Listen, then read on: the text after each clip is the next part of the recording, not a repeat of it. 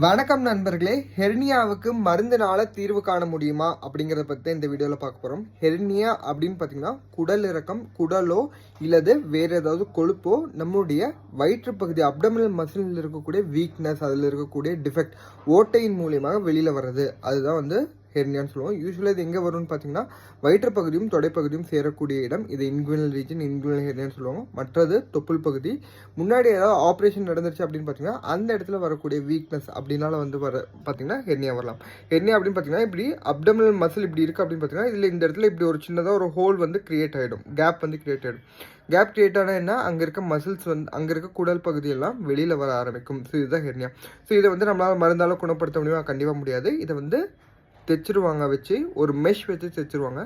அந்த மெஷ் என்ன ஆகும் அப்படின்னு பார்த்தீங்கன்னா அதன் மேல் சதைப்பகுதி வளரும்போது அது இன்னும் ஸ்ட்ரென்தன் ஆகி நம்மளுடைய அப்டமினல் மசில் ஸ்ட்ரென்த் பண்ணும். இந்த காலத்தில் லேப்ரோஸ்கோப்பிலேயே நடக்குது. ஸோ பயம் இல்லாமல் பண்ணிக்கலாம்.